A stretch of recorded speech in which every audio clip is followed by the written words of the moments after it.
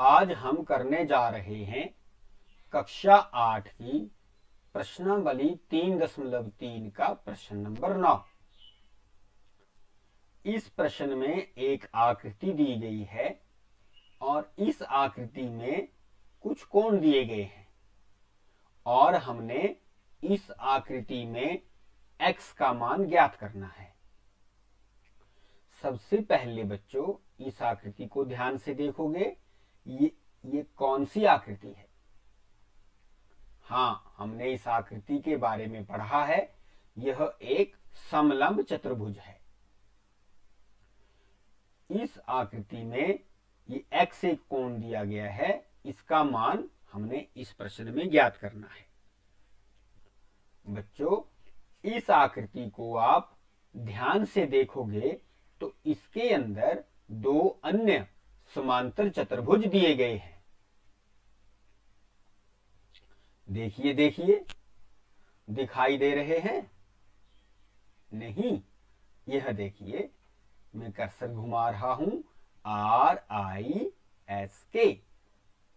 यह एक समांतर चतुर्भुज है जिसको मैंने इस आकृति से अलग करके नीचे बना दिया है और इस चतुर्भुज में एक कोण दिया गया है 120 डिग्री, जिसको भी मैंने बना दिया है। एक अन्य चतुर्भुज है CLUE। ये देखिए, ये भी एक समांतर चतुर्भुज है। इसको भी मैंने मुख्य आकृति से अलग करके नीचे बना दिया है। इसमें एक कोण दिया गया है 70 डिग्री। इस कोण को भी मैंने नीचे बना दिया है।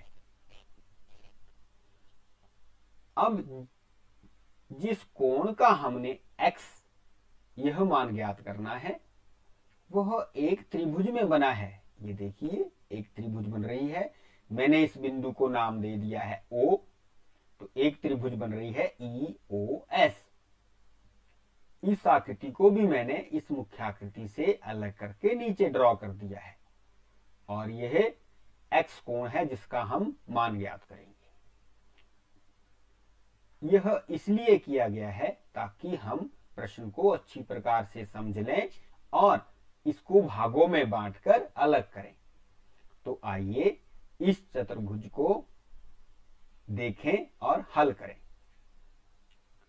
समलंब चतुर्भुज RLUK, ये है समांतर चतुर्भुज RLUK। इसमें दो समांतर चतुर्भुज दी गई है।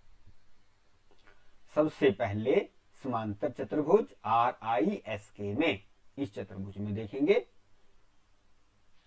हम कोण S ज्ञात करेंगे। इसमें S कोण क्यों ज्ञात करेंगे? क्योंकि S कोण हमने इस कोण को ज्ञात करना है।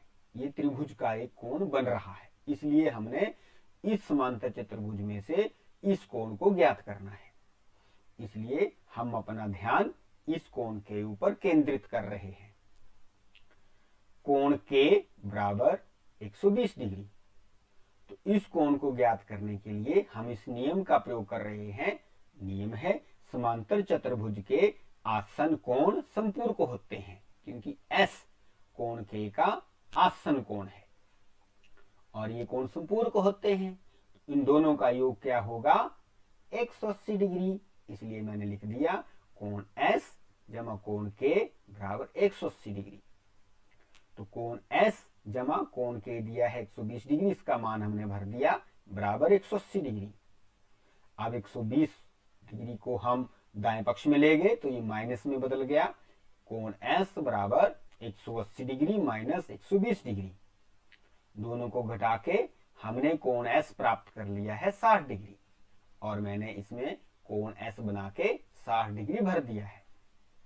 ठीक इसी प्रकार दूसरी समांतर चतुर्भुज CLUE में,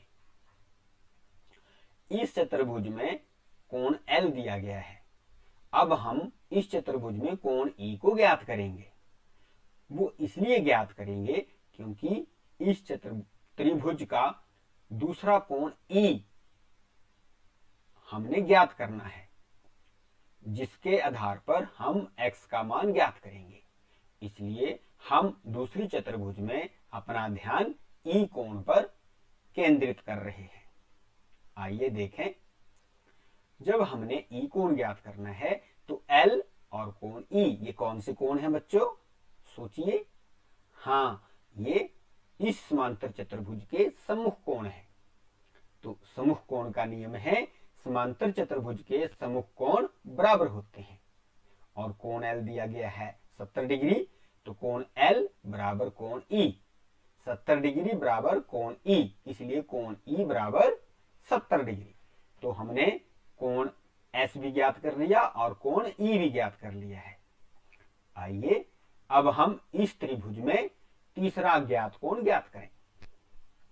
हमने कक्षा 7वीं में पढ़ा है कि किसी भी त्रिभुज में यदि दो कोण दिए गए हों तो हम त्रिभुज के तीनों कोणों का योग बराबर 180 डिग्री होता है। इस नियम द्वारा तीसरा अज्ञात कोण ज्ञात कर सकते हैं।